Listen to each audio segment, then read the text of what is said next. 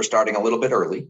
We're going to not start the webinar until the appropriate time, but I just wanted to make sure we opened it up, and we are waiting for our speaker and our guests to arrive. So be patient.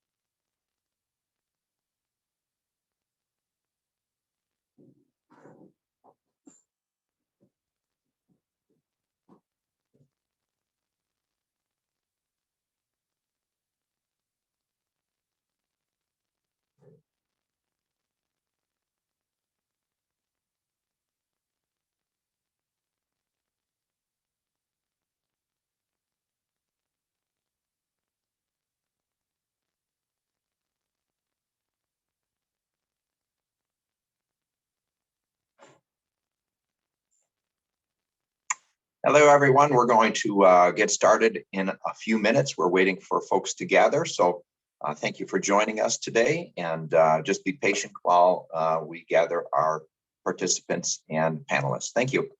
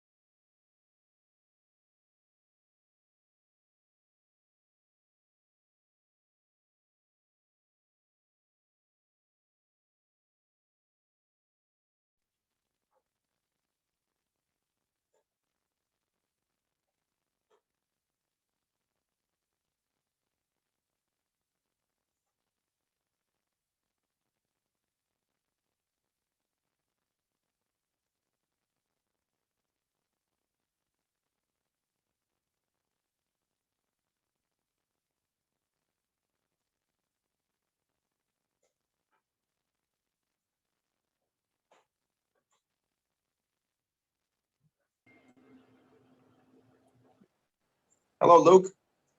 Hey, how you doing, Representative? Good, good. We're going to get started in just another minute or two. I'm waiting for attendees to gather, and then we'll kick things off. Great.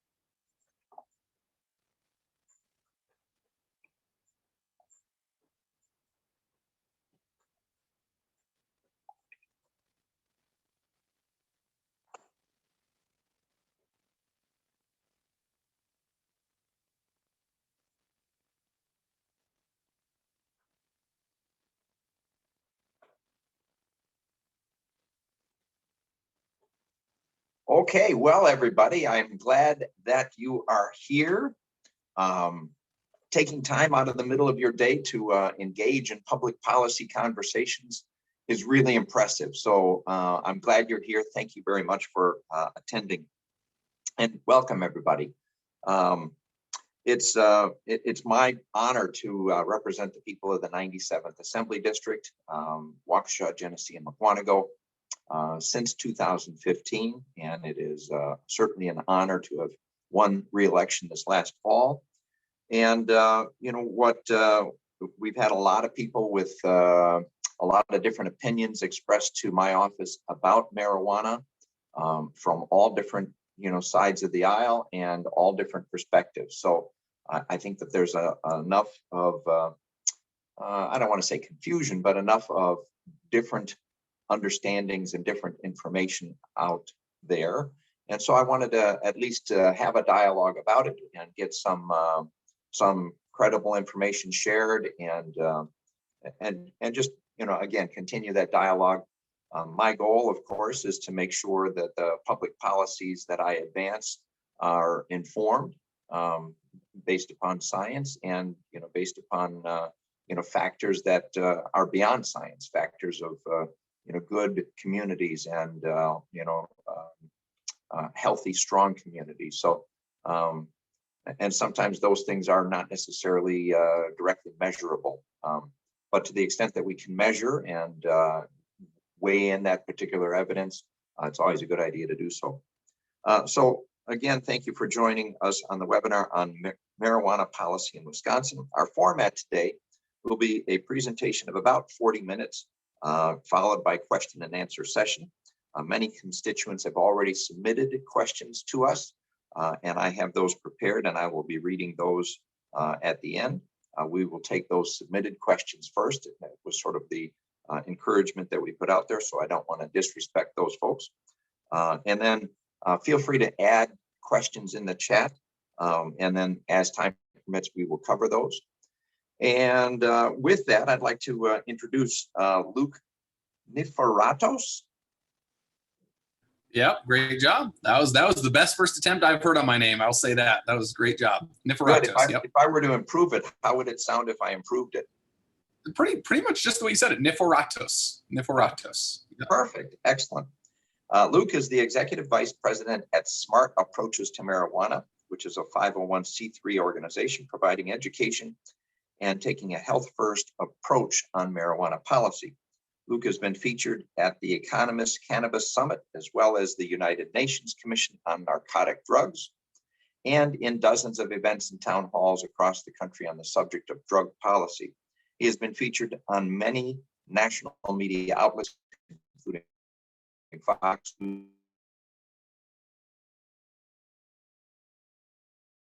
CNBC, and his op-eds. His home state of Colorado gives he, his wife, and his young daughter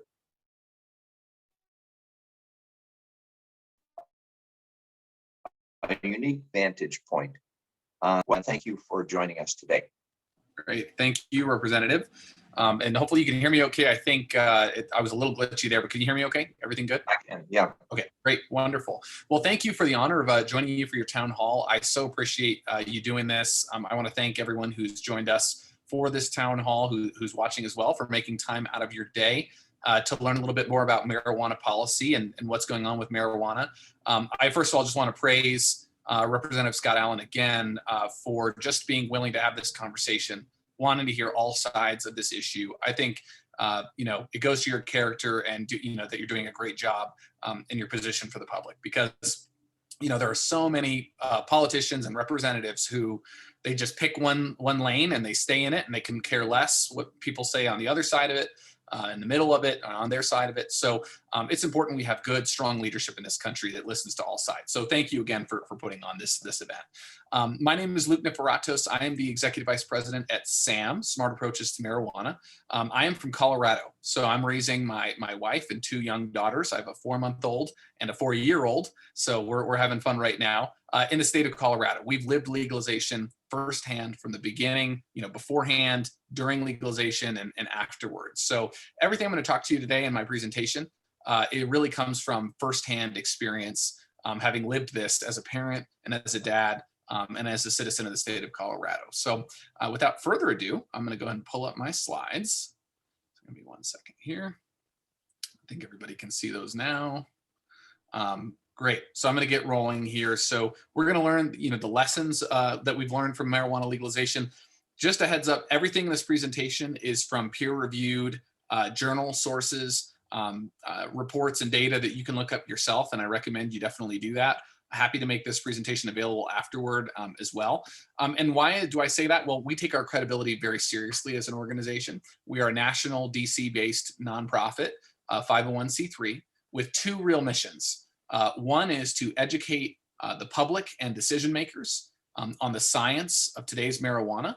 What are the impacts of policy decisions being made in other states? What are the impacts of what this industry has done to this drug? You're going to learn all those things today.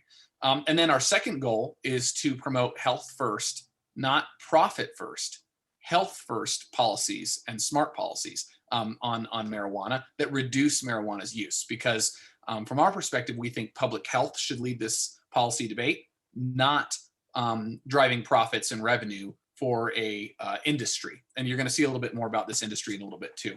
So I mentioned we're national. We have affiliates basically in every state and a number of other countries as well. We are nonpartisan. So we are not Republican. We are not Democrat. We are nonpartisan. We were co-founded by former Congressman Patrick Kennedy of the Kennedy family, as well as my boss, our president CEO, former senior advisor to the Obama administration, Dr. Kevin Sabet. We are led by an award-winning science advisory board of people who research marijuana every day, people from Harvard, Princeton, Yale, University of Colorado. Very proud that they guide our work. So they review all of our materials. They look at all of our facts that we put out there to make sure that it's credible. So that's something we take very, very seriously. We've worked with basically every major medical association in the country, Academy of Pediatrics, American Medical Association. I just stood with the AMA at a press conference a couple months ago in New York.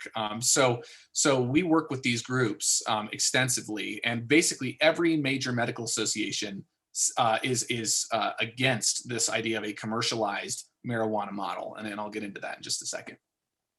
We have two organizations. So SAM, I've talked about. SAM Action is our sister organization. It's a 501c4, does the lobbying and the policy work at the state level, maybe helping write policies for people like Representative Allen, who request our help.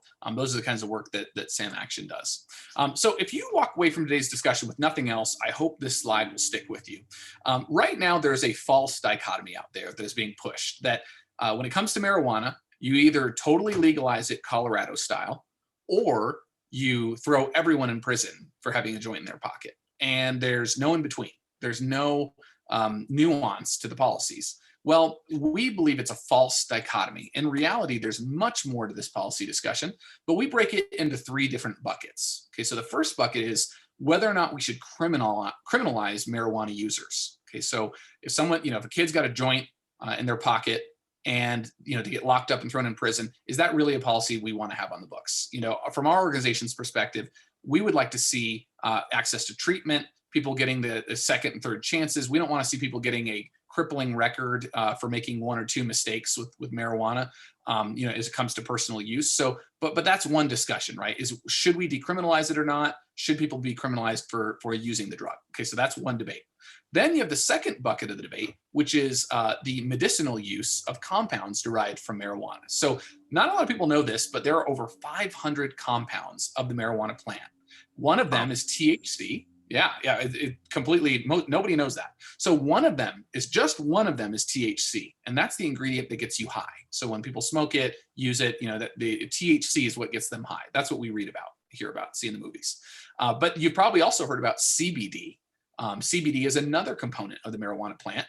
It does not get you high per se, but there have been some proposed medical uses for CBD. Right now we see it being marketed and sold all over the place. That's a whole other discussion. We can get into CBD if there are questions on that at the end. But when it comes to the medicinal use of marijuana, interestingly enough, the FDA has actually approved a number of marijuana-based medications already. Through the scientific process that you can get prescriptions for. Marinol, which is pure THC, Epidiolex, which is pure CBD. These are things that have gone through clinical trials and have been approved by the FDA you can get prescriptions for those from your doctors today. What we see out there in terms of medical marijuana, that is not reviewed by science. It's not regulated. It is not overseen by the FDA. Medical marijuana is voted on by either the public or state legislatures. And you really aren't quite sure exactly what you're getting because it's not treated like a medical grade product. And I think that's where a lot of people are confused. But that is that is the second bucket of this debate is, should there be medical marijuana? What should that look like? And obviously from our organization's perspective, we'd like to see scientists make those decisions on medicine, not marketing campaigns and political ads, but that's a whole other discussion as well. Then we have the third bucket, which is recreational use of marijuana and whether or not that should be legalized. So when you kind of take these three buckets into the conversation, you realize, wow, there's a lot of conflation going on. So we have these debates and people say, well, we're throwing everyone in prison for a joint, so let's legalize recreational marijuana.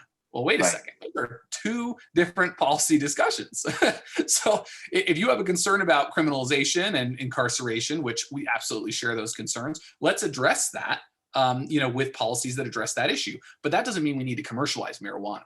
And the same thing being, if you say marijuana is medicine, so let's legalize it for recreational use. Well, wait a second. If you think it's a medicine, again, let's discuss it on its medical merits, but we don't need to have recreational marijuana to do that. So hopefully that helps you kind of separate these things out. We see these things conflated a lot, I think, manipulated a lot by advocates. So I thought this was a poignant quote from The Economist a few years ago. While lab animals are an expensive way of understanding the risks of cannabis use, North Americans come free. What does that mean? We are conducting a massive lab experiment on the people of many states in this country. And we have no idea what that means for future generations, but we're allowing a brand new formulation of marijuana to be used on a lot of different people. And we're hoping it's going to work out okay. Instead of the traditional scientific process of testing on lab rats, for example. So it's kind of where we're at right now. We're engaged in a major experiment.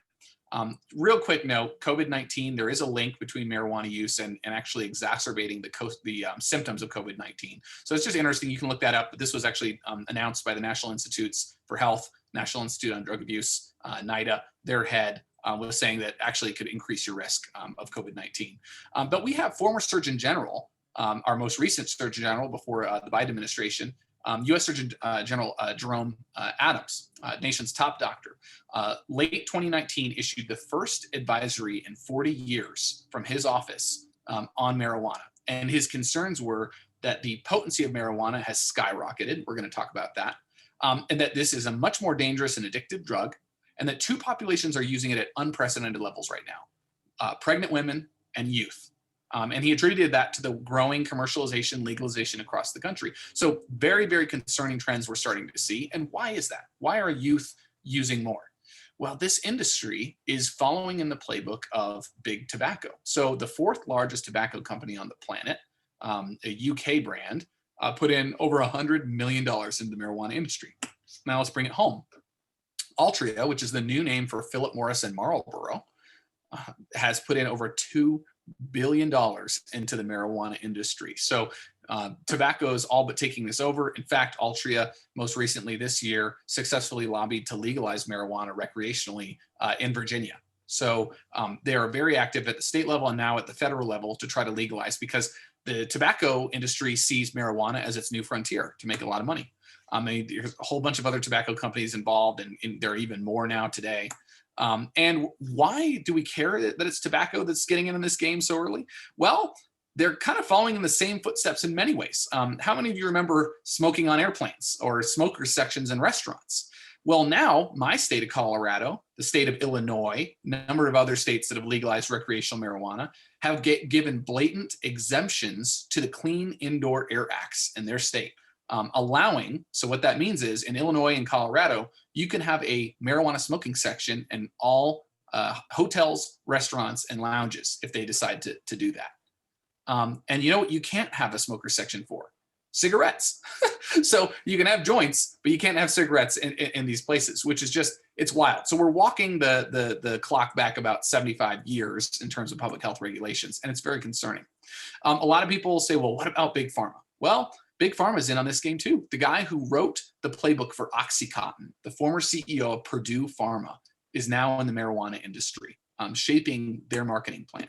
And you have the alcohol brands. Constellation Brands put in more, this is a little old, it's actually $2 billion now that they put into the marijuana industry. So these alcohol conglomerates, and then of course we have the hedge funds in Wall Street, Silicon Valley. This is not a stock photo. This is the first ever marijuana hedge fund called Privateer Holdings.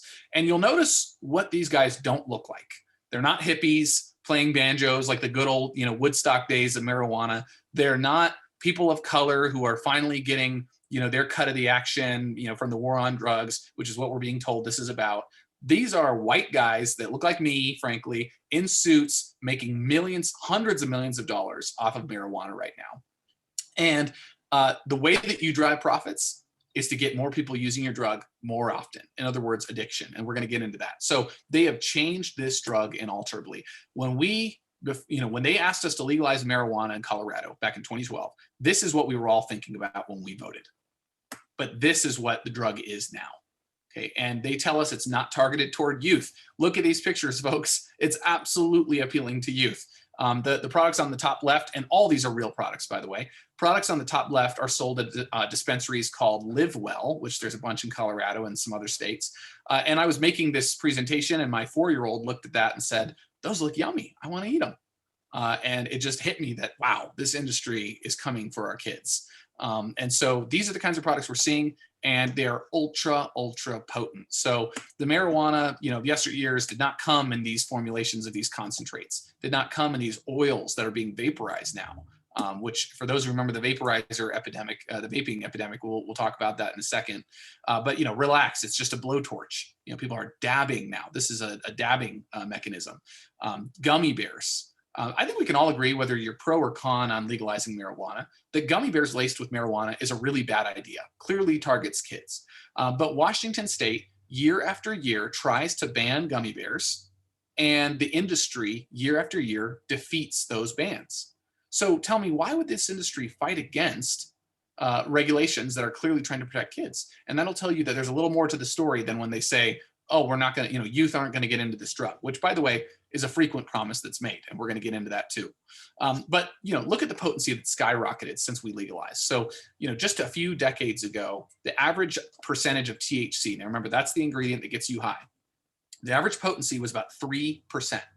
Now we've seen in the flower, that average is up over 20%. So it's literally significantly higher, but now we're getting into concentrates that are up to literally 99% potency. The average for these concentrates you see is 55%. And so that is just continuing to blow up. So the average marijuana user, this is kind of an interesting graphic here for you, but the average marijuana user, I'm going to compare caffeine to THC for a second. Okay. So imagine that the average caffeine user 2 decades ago took in about 1 Diet Cola's worth of caffeine. Okay, now to today, the new form of caffeine, the average user is taking in 33 medium cappuccinos of caffeine. Okay, so an extreme increase in the intake of caffeine. Now just sub out caffeine for THC. That is the difference in how much THC the average marijuana user is taking in today versus just 2 decades ago. So significantly more. And so these high potency levels, you could say, oh, well, Luke, that's just extreme. Well, the high potency levels actually now are making up over 15% of the market, where the 10 to 15% levels are less than 2% of the market. So I actually started 2 companies. I sold one of them. I look at this from a business perspective. And what that tells me is the businesses are going where the money's at. And where the money is at is the higher potency products. So it's making up a much more significant share of the market. And so these are, this is what these things look like. Shatter and crack wax and earwax and butane hash oil. This is not the organic plant being grown out of a farm and in the sweet country of Wisconsin. Like, that is not what's going to be happening if you bring marijuana to Wisconsin. Let me just tell you. So first of all, I'm from the Midwest. I was born in Chicago, was raised in Colorado, but family in Illinois, and spent a lot of time in Wisconsin. And I love all of the amazing dairy products you have in Wisconsin. Love, everything about Wisconsin, honestly. But they'll tell you that, you got great farm country and you're going to grow all this great organic weed there. That's not what's going to happen. You're going to have a massive industry setting up labs, chemist facilities, and you have literally they are genetically modifying this plant to be much more potent and to come in these various forms. So this is what the new drug is. And so what is that potency leading us to? Much more addiction than we've ever seen before. So 1 in 3 people, if they use marijuana in the last year, are likely to become addicted to the drug. That's called cannabis use disorder. So that is a scientifically validated code that your doctor will diagnose you with if you have marijuana addiction. So there's some debate in some places that people say, oh, it's not addictive. Marijuana is not addictive. Well, the scientific community is 100% absolute that it is addictive, and it's become much more addictive in the last decade because of what they've done with this drug. So particularly with youth, we're seeing those addiction rates really rise as well. So, we hear that marijuana legalization could help with the opioid epidemic. People say, well, why don't we just use weed instead of opioids to help with pain? Well, the research is telling us to have some caution on that idea too. A recent study just came out about a month ago from the University of Queensland, that's in Australia. Listen to this study, okay? They followed 1,500 people over 20 years of their life. It's from the age of 15 to the age of 35. Okay, so a massive study, highly credible, following these people for a significant portion of their lives. And they found that, and this is as adults, okay? So I'm not just talking about youth. Adults who used marijuana were 37 times more likely to use illicit drugs, 7 times more likely to smoke cigarettes. So fascinating study. Now, is that the end all be all? Now we know it's a gateway drug. We don't know all those answers, but this research should give anybody pause, especially when we hear these claims that, oh, well, people are going to use marijuana and they're going to stop using opioids. Well, we're just not seeing that. Look at this long-term longitudinal study done just back in 2017. Found that regular marijuana users 2.7 times more likely to abuse non-prescription opioids. Okay, so again, we're seeing a link there. Now, am I telling you that if you smoke a joint, you're going to pick up a needle and start injecting heroin? Absolutely not.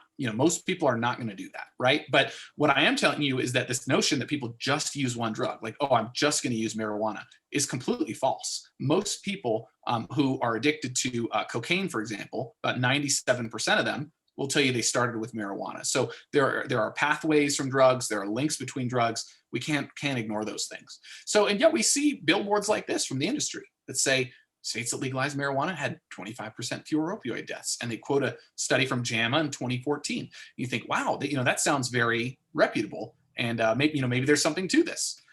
But this is why we can't cherry pick data, right? So JAMA came back and they did that same study again 5 years later, and they incorporated 5 more years of data. And when they did that, they found a reverse trend, a 23% increase in opioid overdose deaths in states that legalize marijuana. So what does that tell us? We are so early on right now with marijuana policies. It's only been 8 years since Colorado legalized marijuana.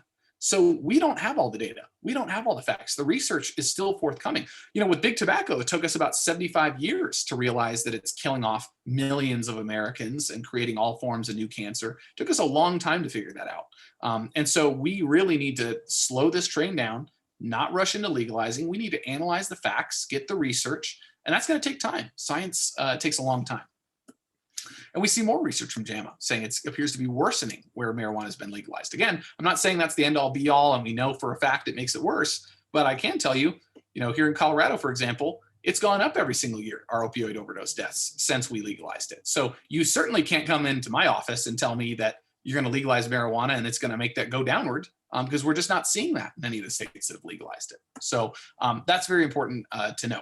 So getting into the public health impacts, well, you have receptors all through your brain that take in the THC when you get high. And these receptors are responsible for very important functions in your brain and in your body.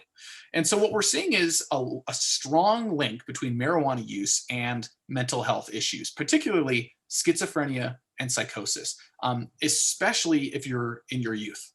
So if you can see on the right side here on the purple bar, if you start using marijuana by the age of 15, you're 4.5 times more likely to develop schizophrenia. And you see, on the left-hand side, the more you use the marijuana, again, the more significantly higher your risk is of developing these issues. And so we saw a landmark study come out from the Lancet Journal of Psychiatry. Okay, so this is probably the foremost scientific journal, one of the foremost scientific journals in the world. Okay, highly, highly respected. Population level study of thousands of people in major metropolitan areas. And they found that regular users of today's high potency marijuana, not the joints with the 2% and all that. I'm talking the high potency stuff.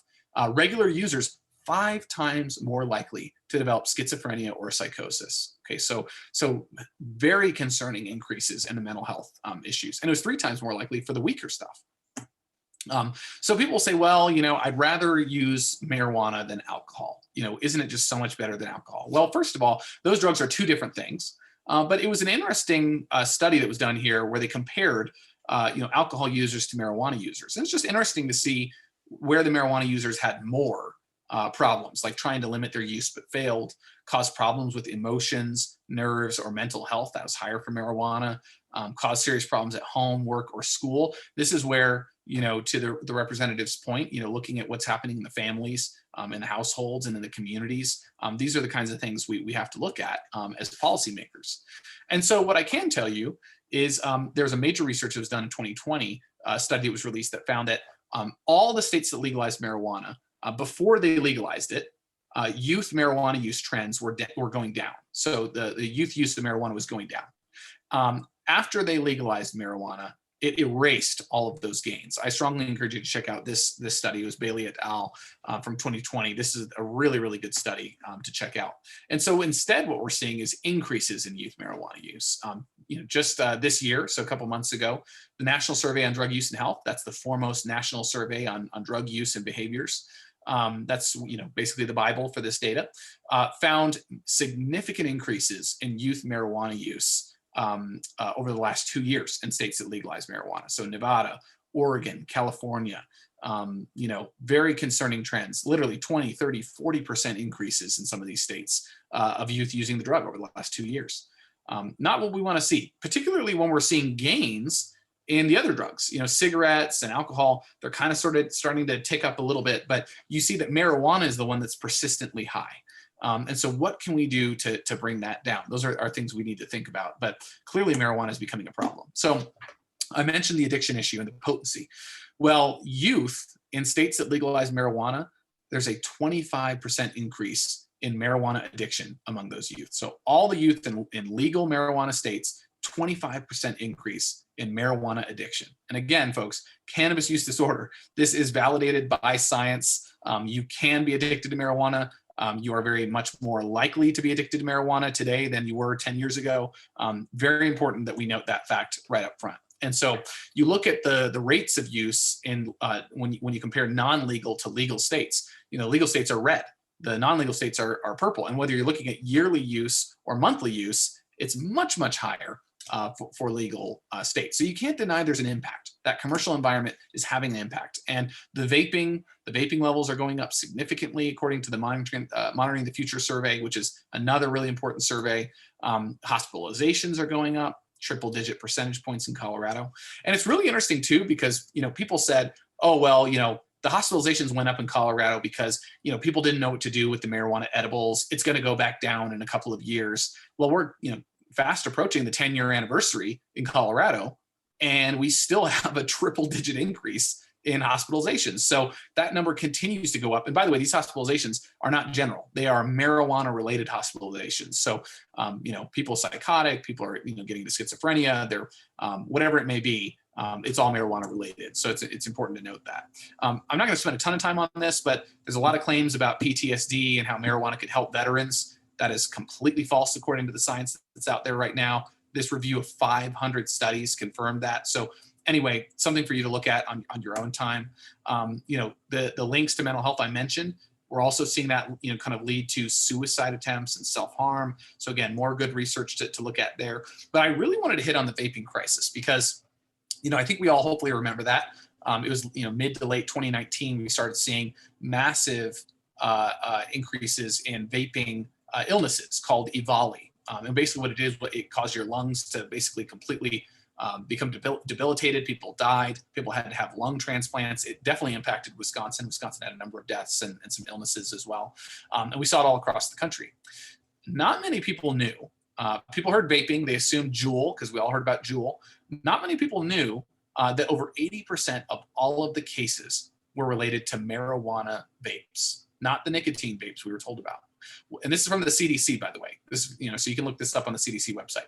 1 in 6 of the illnesses came from the legal, supposedly regulated marijuana market. Okay, so we were told, legalize it, it'll be regulated, it'll be safe, and it won't get in the hands of our kids. We had a crisis in 2019 with this vaping crisis, where not only was it getting into the hands of our kids, it was also not regulated and not safe.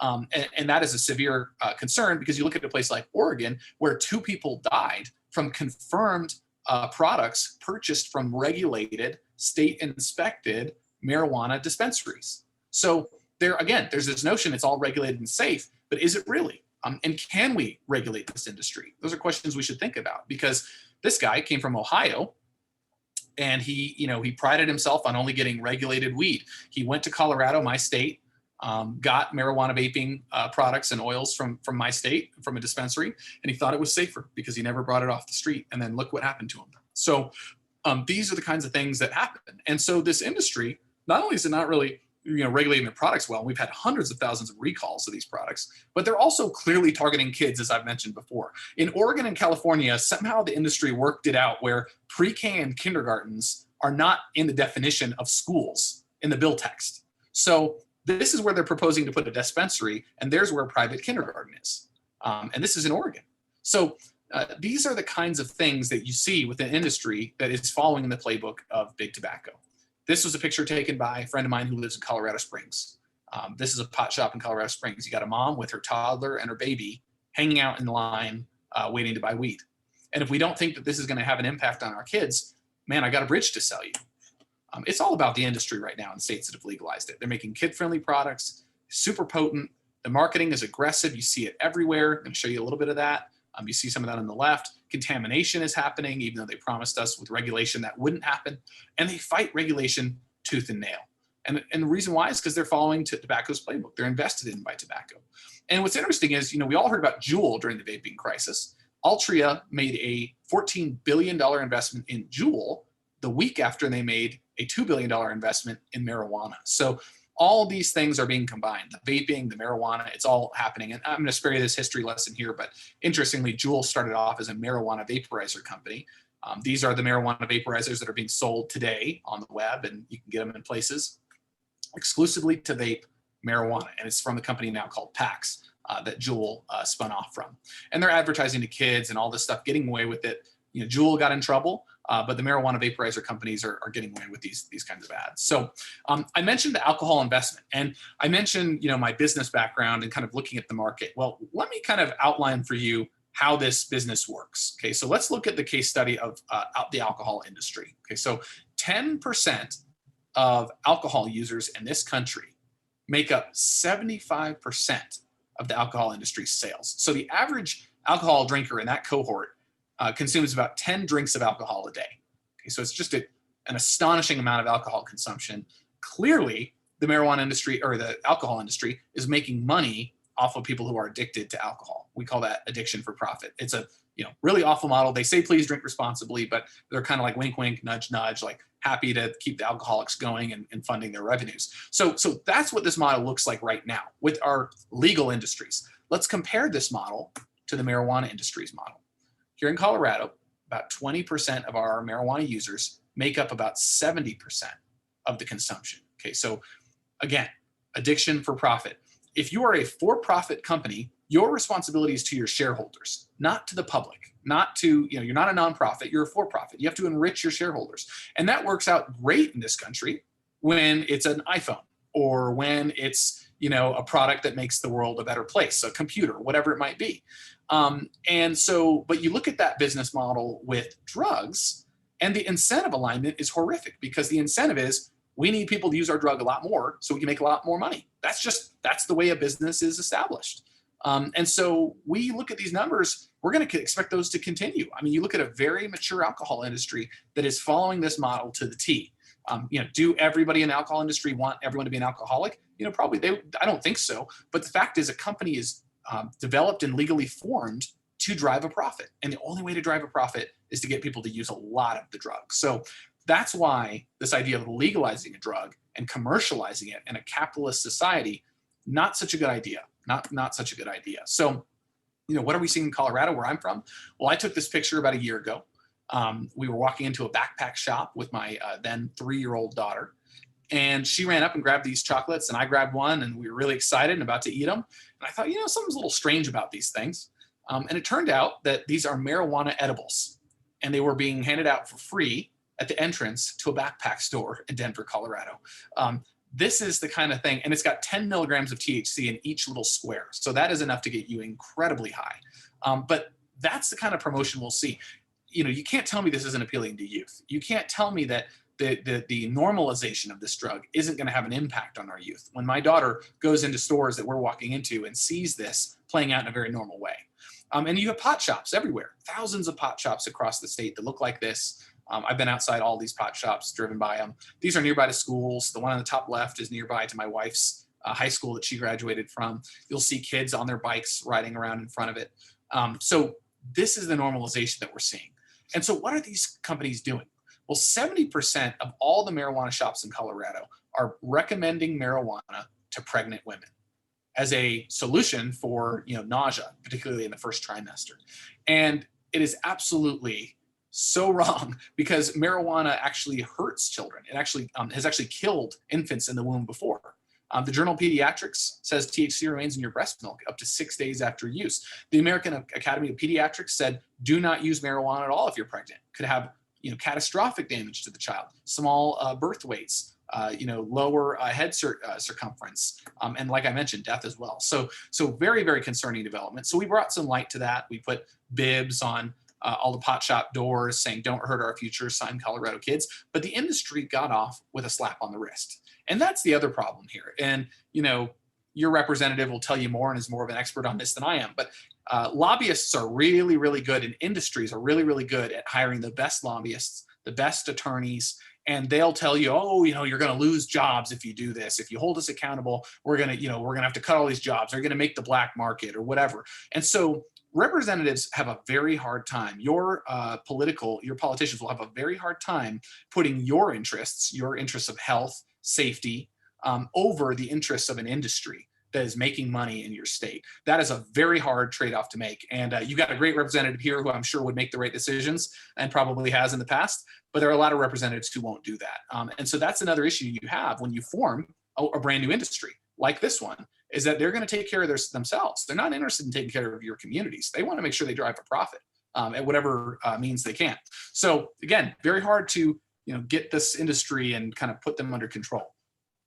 So you look at some of the recent CDPHE reports, our health department in Colorado, very, very concerning highlights from them. About a 15% increase, kids under the age of 15 using marijuana over the last 2 years. Vaping, which we talked about, so many concerns with vaping right now, and vaping and dabbing are up 40% among youth right now in the state.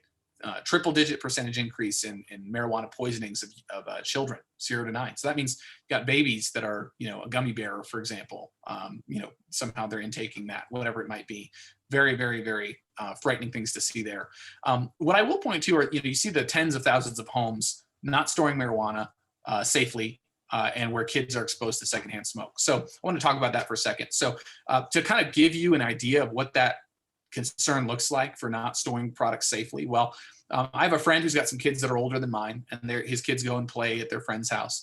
And he was telling me the other day how he has to call his kids' friends' parents and say, do you have marijuana edibles in the house? Are you storing them safely? Are there gummy bears that are going to be out on the table? These are questions that Colorado parents never had to ask before, but we do now. And it's the unintended consequences of policies like legalization that lead to that.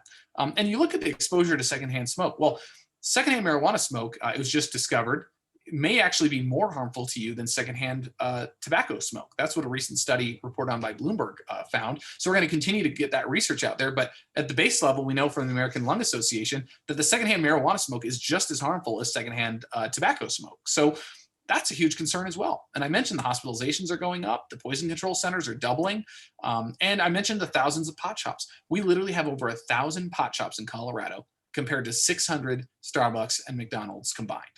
Okay, so that is a ton of pot shops. And you look at all the McDonald's and Starbucks you see everywhere, just multiply that by 2, and that's what you're talking about for commercialization. That's the spread of what this industry will look for. So we've seen the special interests. They don't want to have potency caps, which actually we're really pushing that hard in Colorado right now. They don't want to have limits on the number and location of stores. Obviously, they're targeting the kindergartens. The money hasn't been what they promised it would be, and I'm going to get into that in a second, because a lot of people think this is going to make you money.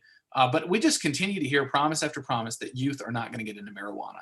And yet we see a national survey like this one that finds that 1 in 4 12th graders would try marijuana for the first time, or they would increase their existing use of the drug if it were legalized federally. Okay, so we know that legalization sends a message to our youth. And at the national level, we're seeing children 5 and younger being exposed to marijuana at alarming rates, 150% increase just over the last year. So huge, huge, huge concerns we're seeing with youth. And again, these poison control center calls are no joke. Huge increases across the states that have legalized it. One thing I didn't talk about was driving. So we've seen a very large increase in marijuana impaired driving in various states that have legalized it. Colorado, 150% increase since legalization of people dying on the roads from marijuana impaired drivers. Washington State saw that number double. In Oregon, 50% of all of the drivers that they tested for marijuana in the state last year tested positive for marijuana. So every single driver that they tested last year, every single one of them that they tested for marijuana, half of them, 1 out of every 2, tested positive. So massive impairment problems on the roads. Very, very concerning. And so we saw, a study in JAMA that predicts about 7,000 or so more deaths on the road nationally every year if we were to legalize it federally. So it will have an impact on our roads. Workplace issues are a significant one as well. Quest Diagnostics recently released its data on the workforce. As you can see, this is every single state that legalized marijuana that's live. Huge increases in people showing up to work high. And that's especially concerning when you look at the safety sensitive workforce, where it's even higher increases nationally. So what is the safety sensitive workforce? Pilots, rail drivers, bus and truck drivers, workers in nuclear power plants. Not the people you want getting high and going to work.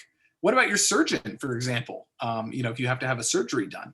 And interestingly enough, the week after we legalized it in 2012, when it went live in 2014, I'll never forget, I was staying in an apartment at the time, and I was next door neighbors to a surgeon who was just finishing up his residency, an orthopedic surgeon. And he was walking into his apartment with a bag of weed. And I told him, I said, "Aren't you a surgeon? Aren't you going to be doing surgeries tomorrow?" And he was like, "Well, it's legal now." And I thought, dear Lord, I don't want that guy doing my surgery. But these are the kinds of considerations we have to think about. And so not only are we seeing people show up high, but Nevada became the first state in the country to ban rejecting job applicants for testing positive for marijuana. No exceptions. And so our opponents, the organization that's pushing for legalization nationally and internationally, is called the Drug Policy Alliance. And they, in their vision document for next year, their goal is to completely eliminate drug testing. Carte blanche, all drug testing. They want 0 drug testing for employers. So if you're an employer and you are doing anything where it concerns you about your employees showing up high, you should be very concerned about where this movement is going, because they're coming for employers next. So accidents, absenteeism, many people know this, but regular users of marijuana, it's proven much more likely to have these issues in the workplace, whether it's injuries, et cetera. And I always try to tell people, we try to say, oh, well, what somebody does in their own home is their own business. But what if I work in machinery and my coworker shows up high and has an accident and it hurts me? Who's liable for that? Is my coworker liable? Is my employer liable? What do we do in that situation? So that's just one of the many complex problems that we have to address. But I can tell you that our biggest construction employer, GE Johnson, their CEO said that so many candidates in Colorado are failing their drug tests. They're hiring people from out of state. You don't want to have people hiring their jobs from out of state. You want to keep it in Wisconsin. So that's just kind of the wrong direction. So another thing we hear, this is one of the biggest promises I think I hear, is legalize marijuana and you'll get rid of the black market. The cartels will stop what they're doing. They'll put down their guns and they'll become dentists. Maybe. We didn't really see that happen in Colorado or really anywhere for that matter. The New York Times recently reported, direct quote from Democratic Governor Gavin Newsom in California, said the black market is getting worse, not better, since we legalized it. He's actively engaged the National Guard to fight with the cartels over the massive illegal pot grows across the state of California. And I've been to Wisconsin. I know the territory out there. You can bet you can bet that the cartels will absolutely be setting up massive illegal grows across your state for many reasons that we're already aware. But that's a huge problem. And in Colorado, you can see this. The number of seized plants is just exponentially rising. And this is all on Colorado's public lands that they're setting up these illegal grows. Huge problem. So Colorado's shipping black market weed to 32 different states across this country. And yep, unfortunately, Wisconsin's one of them. So I am sorry, guys, but you're getting our black market weed. But this idea that it's a states' rights issue, and I hear that a lot from conservatives, is drug policy is states' rights, marijuana states' rights. But this is a picture of why it's not a states' rights issue, why there's a federal law in place, because states make decisions, great, good for that state. But they're not keeping it within their borders. My state is just a prime example. We're shipping, we are making your state, which did not vote to legalize marijuana, deal with the consequences of my state's decision. So that's not really, that's just not sound governance, not sound policy, but that's a whole kind of other debate there.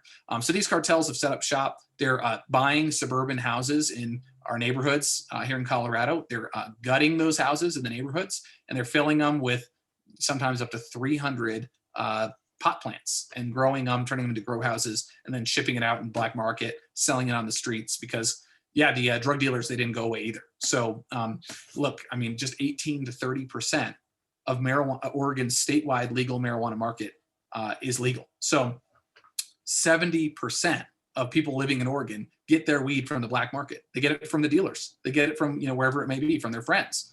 So legalizing it did not get rid of the issue of the black market. In fact, it's arguable that the black market actually got worse since they legalized it. Huge problem in Oregon. And by the way, that's from the Oregon State Police Report.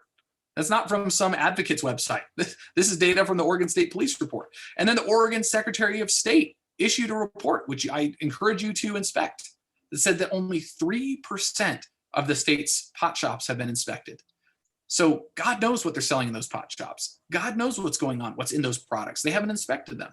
And the Secretary of State said, and I quote, Oregon's marijuana testing program cannot ensure that test results are reliable and products are safe. Okay, that is a poignant quote coming from a very high-ranking statewide official in Oregon.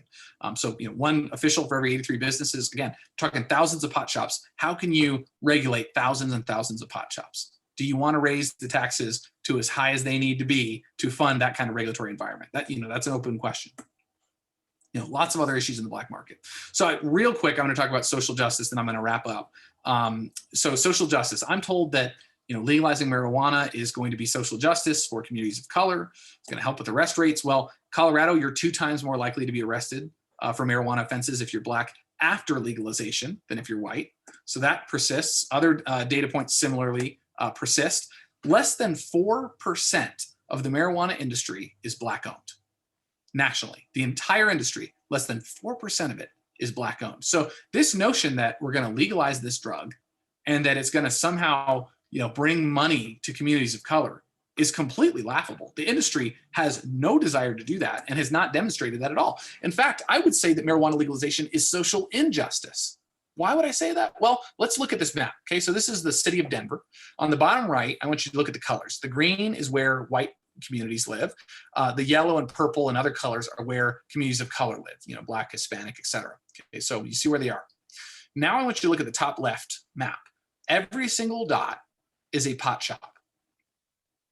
It's like a heat map. The pot shops go wherever the communities of color are. And we've seen this model before. We know where the payday loan stores go. We know where the liquor stores go, where the tobacco stores go. They go to the most vulnerable communities and they target them and keep them in a perpetual cycle of addiction. We do not see these shops going into, the nice, suburban neighborhoods and whatever else. They target the communities that they think are the most vulnerable. And we're seeing that play out again with marijuana. So don't be fooled into thinking that this is somehow going to help communities of color. It's not reducing incarceration. I'm going to skip over that. And so I want to wrap it with tax revenue, and I'm going to just have a few more slides so then we can get to questions. But tax revenue. Okay, so we're promised you're going to make a ton of money off of marijuana taxes. Well, don't take it from me, folks, and don't take it from the very, very small numbers of state budget dollars that are coming in here, because sorry to break it, but only 0.78% of Colorado's revenue for their state budget comes from marijuana taxes, and that's the highest. So talking pennies on the dollar. But a former Democratic governor, John Hickenlooper, who's now our U.S. Senator in Colorado, says, and I quote, Don't legalize marijuana for the money. It's a drop in the bucket. That's what he says. And you ask multiple other members of the administration, they'll tell you the tax dollars are a drop in the bucket. So don't legalize it if you think you're going to solve your budget problems. Don't legalize it if you don't, if you really just think about it for 1 second, you'll realize the costs that we have to tally up. Nobody's talking about the costs. We always hear, oh, you're going to make all this money off of marijuana, but we never hear, well, what costs do you have to spend? And that's just from my business background. I could have never even faced my board if I said, oh, well, we made $20 million in revenue, but I didn't tell them what the cost of goods was. If it cost me $40 million to make $20 million, I just lost $20 million and I'm running a terrible business. So the same test should be applied to policy. The same test should be applied to marijuana policy. Okay, we're estimating, like in Connecticut, $113 million in revenue, max. Well, let's look at the costs. Drug driving fatalities, that has a hard cost. Workplace absenteeism, ER visits, property damage, regulation. These are all things that have costs. We should hold our policymakers to account. They should provide us with a full accounting of what the projected costs are of legalization, and then we can compare them to the projected revenues. We absolutely should have both of those sides of the equation before making that decision. So real quick, just, people think we're all, the whole nation's in support of legalization. You see the polls that say 70% support, whatever. But we learned from the beginning that it's a false dichotomy. These questions ask yes or no questions, not really giving people a chance to pick their preferred policy. So a quick case study, New York, they did a poll, Emerson College did, yes or no, do you support legalization statewide? 60% said yes. Okay. Well, we talked to Emerson. We said, run that same poll to the same people, but give them 4 options instead of 2. Give them decriminalization, medical marijuana, recreational marijuana, or completely prohibited. And when we gave people those options, support fell from 60% for recreational marijuana to 40% for recreational marijuana. So 20-point swing. So people overwhelmingly want different policies. Most people want to decriminalize marijuana. Most people don't want to see folks go to jail for a joint, but they don't want to see pot shops in their neighborhood, for example. So this is a great example of that. Okay, so these are states that legalized marijuana, overwhelmingly voted to legalize it in a public referendum. Okay, so you could say, and we hear this all the time, it's the will of the people. They want to legalize marijuana. They want it commercialized. Well, look at the numbers of opt-outs. Okay, so California, Colorado, Michigan, Oregon, massive number of the cities and towns have opted out of legalization. In other words, they banned pot shops from their communities. So 80% of California, that may surprise a lot of you, almost 70% in Colorado, 80% of Michigan, 60% of Oregon. These are not, red conservative states we're talking about here. We're talking about very, very, very blue states for the most part, who have overwhelmingly opted out. So this wouldn't make a lot of sense because you'd say, well, Luke, how does that make sense? They overwhelmingly voted to legalize it. But when you know the nuance we just talked about, where not everybody's yes or no on this question, they have different policy preferences, this makes a lot more sense. People voted to legalize it because they wanted to maybe decriminalize it, or maybe they thought there should be some, medical availability, but they didn't want commercialization. They didn't want this industry in their town. So we took that poll national and found that 70% of Americans wanted other options, as we thought. So we're missing the public on this. People do not want commercialization. So it's very important to know that. So we have some policy solutions that we fight for in the different states. I'm going to skip through it, but basically we try to educate the public, fight for smart policies related to awareness of driving, et cetera. And we put out this report, which is where I've got a lot of the data from today and a lot more data in it. This is free of charge. It's on our website, learnaboutsam.org. It's our lessons learned report. We look across all the states that have legalized and what are the outcomes. And so I'll wrap it up with this. What is my reason for being here? I mentioned I'm a dad. I mentioned I've got 2 little daughters. I started at SAM about 4 years ago. So my daughter was about 10 months old. This is about 3 months before we joined up at SAM. And we were living in Northeast Denver. And my wife and I took our daughter. She was asleep in her stroller. We took her for a walk on a lovely summer evening. Okay, so we're walking, live in a wonderful neighborhood, lots of young families just like us, kids just like us. Just a really wonderful place to live. Stapleton, the community was called. And so we're going for a walk one evening. And as we're walking, my wife and I, and my daughter sleeping in her stroller, we both noticed that somebody lit up a joint, and our daughter's stroller gets buried by a cloud of secondhand marijuana smoke. And so we're both quietly walking as parents, quietly acknowledging to ourselves that our daughter is sleeping and breathing in the smoke from the marijuana.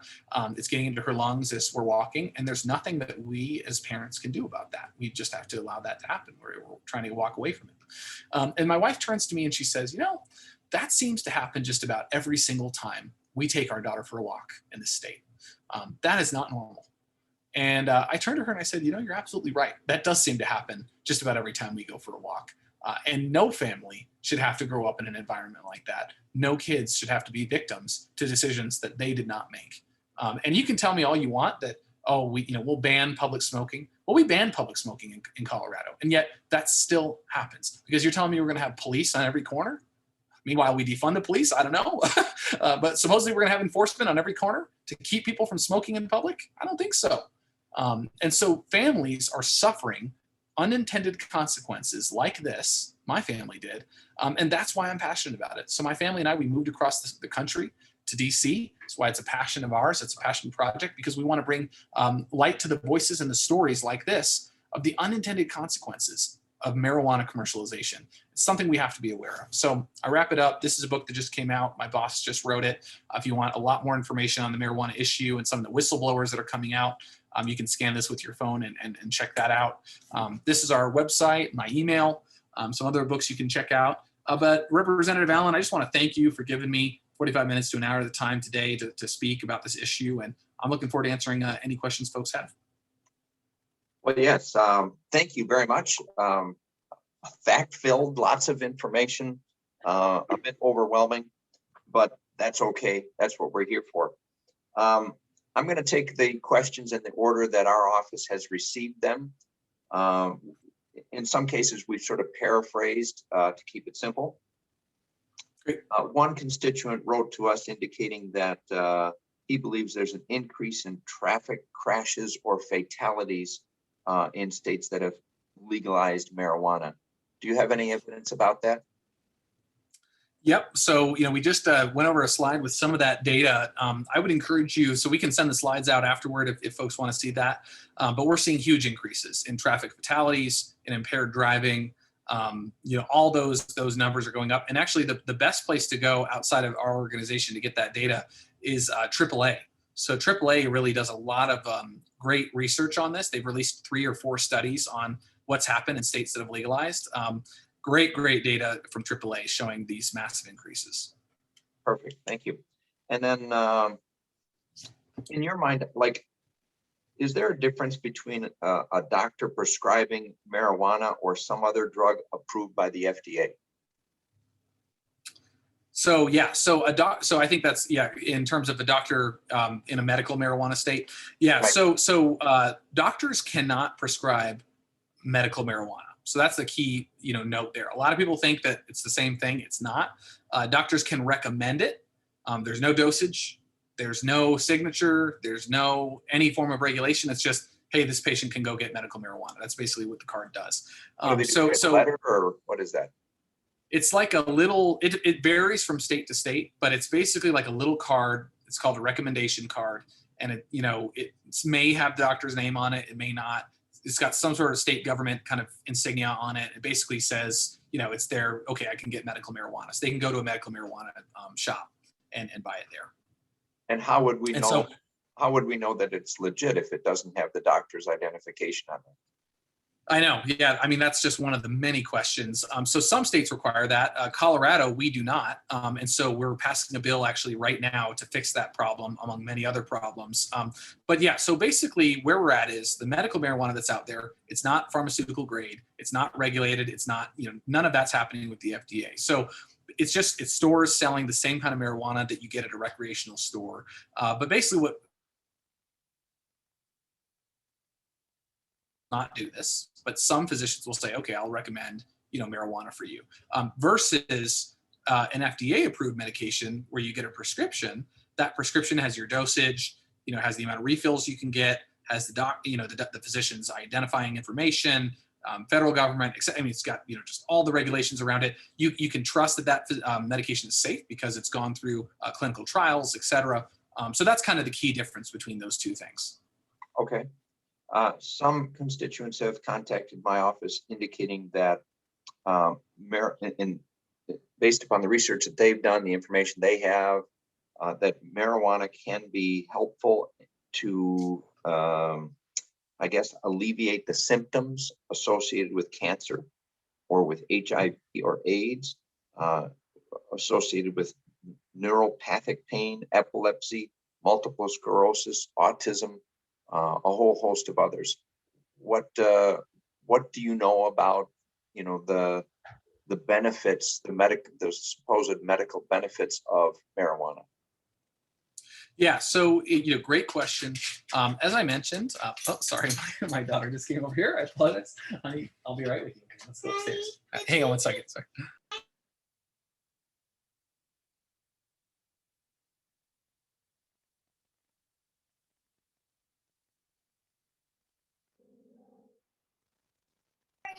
Sorry about that. Fun times with the kids. But to your question though, remind me the question again. The health benefits. Yeah. So the FDA has approved a number of. Sorry, she's give me one. Sure, go ahead.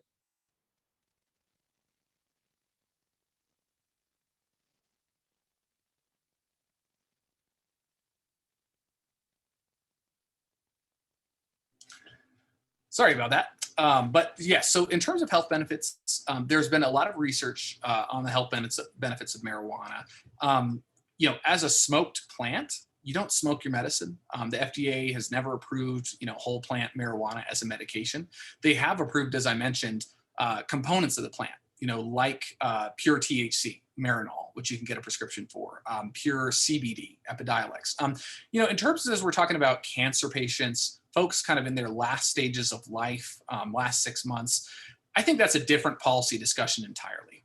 It's not, these pushes to legalize and have medical marijuana or recreational marijuana usually have nothing to do with patients that are kind of in their last stages looking for medicine, something to help alleviate their pain as they're going to pass. As far as that all goes, I think most people, and us included, would say, use marijuana, use, whatever it is you think you need to use in your last stages of life. No argument there whatsoever. But, that's a very small population. That's maybe a couple hundred people in a state versus a policy decision that impacts thousands of people. So, okay. Let's see, next question here. What about the researchers? What barriers did they face in bringing marijuana or cannabis to the market for legitimate medical use? That's a great question. So yeah, a lot of people, there's a misnomer out there that there's no research on marijuana. There's a ton of research. There have been literally tens of thousands of research studies done on marijuana. We think there should be more research. So we've supported at the federal level legislation to expand the number of researchers who can research the plant, the amount of marijuana that can be researched, et cetera. So that's moving. It actually passed the House. That's going to move through the Senate. So very proud to be advancing that policy goal. We think there needs to be more research, absolutely, because it is, obviously it's a little bit harder to research it, but again, it's not impossible, but we certainly think there should be more research. Okay. So I'm not sure how to, so this is one question that we've sort of rephrased, is recreational marijuana use a victimless crime? Like, it is not a victimless crime. Who does it harm? Yeah, no, it is. So, and that's the other things I always hear, oh, marijuana never hurt anybody, marijuana never killed anybody. All that is complete hogwash. The science tells us the complete opposite. You have, whether it's somebody getting high and going on the roads, somebody getting high and being a parent, and hurting their child. There it is. Sorry, one second.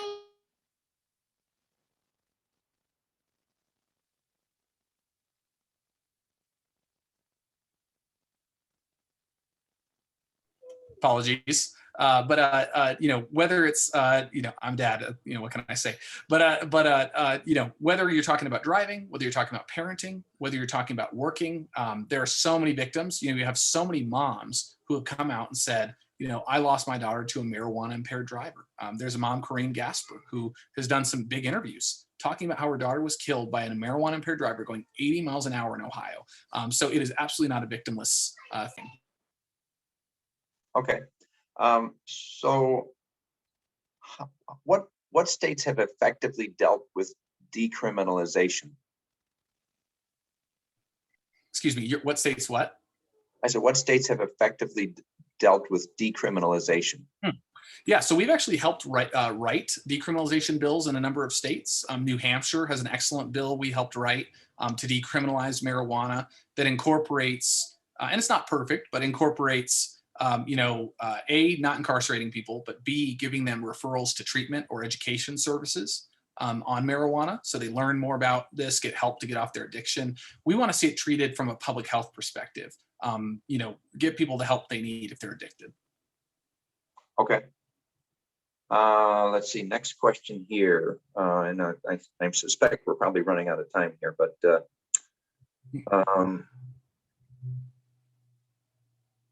so what about is there any state where they have legalized it, where they've been effective at limiting the exposure to certain age children?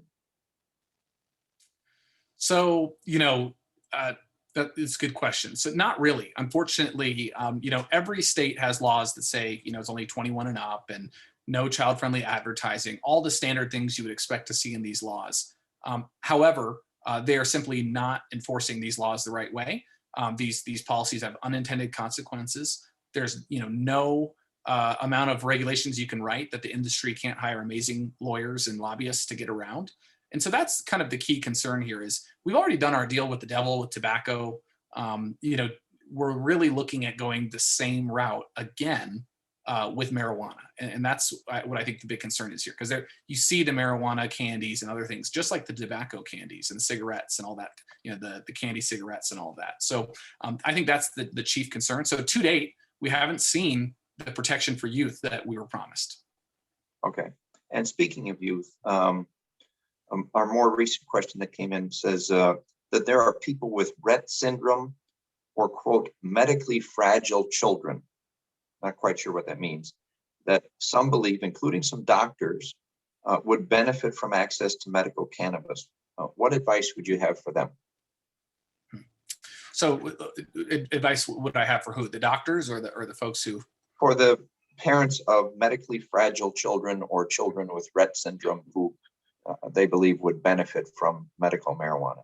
Yeah, well, I think, in that circumstance, we're talking about really more of an exception, potential. It's a complex policy question, but should we create a commercial marijuana industry that hundreds of thousands of people can purchase products from in order to address that issue? Or is there another policy mechanism by which we can get those parents whatever the medicines are that they need without creating a whole new, drug environment in the state? So I think that's the question that has to be answered. And I think there are a lot of different ways to address that. But certainly I want patients who need medicine to be able to get access to that medicine. Okay. And let's see here. Ben Gonzalez typed in a question. Are you tracking the overwhelming evidence showing states with decriminalized or legalized marijuana having seen lowering rates of opioid use and death? No, that's just not factually accurate. So all the research is telling us right now that it's the reverse. It's going up. I mean, and I wouldn't conflate decriminalization with legalization. So it was kind of conflated in that question. So decriminalization is totally different. Doesn't involve commercialized marijuana at all. So I would separate that policy out. But when you look at commercialized marijuana, we're seeing the opioid numbers go up right now. Now, does that mean that commercializing marijuana causes opioid overdose deaths to go up, causes, these things to be bad? We don't know yet. The research isn't there. Yeah. And I think you made that distinction very early in your presentation about the three different buckets. There's the bucket of decriminalizing marijuana so that we reduce the incarceration rate or eliminate the incarceration rate as it relates to the possession of marijuana, which we can address a number of issues like that. And maybe through the decriminalization, it's possible that you would have a lower incident of opioid deaths or abuse. Don't know. Versus as you say, a commercialization of it, which is a full recreational legalization of marijuana. So I think that was a valuable distinction for me. And then as we wrap up here, could you again share the website where people can gain access to this presentation, or how would they gain access to this presentation with the sources that were attached? Yep, absolutely. So I just put our website in the chat. Actually, let me send that to everyone here, panelists and attendees. So I just put our website in the chat, so folks can definitely go there. And then in terms of the PowerPoint, I'll need to email that. So I could either send that to your staff representative, or I'm happy to, people want to email me directly, we can get it to them that way too. So either way. Yes, absolutely. So people that why don't you email that to me? And anybody that is on that would like a copy of it, we can then forward that email to them. So if you're watching this and you'd like a copy, email my office. I've supplied the email address in the chat, and we're happy to then send a copy of Luke's presentation. So with that, I want to conclude our time here together today. I appreciate everyone participating. We've covered a lot of ground, probably a lot more ground that needs to be covered still. But it's good that we're engaging in a conversation, and we can at least sort of have this discussion. So more to follow, I'm sure. But thank you for your time today. Thank you, Representative, and thank you all so much for your time today. Thank you for hearing me out. God bless you all, and I hope you have a wonderful week. Thank you. Again, thank you, everyone. I appreciate you joining us, and I wish you a wonderful day.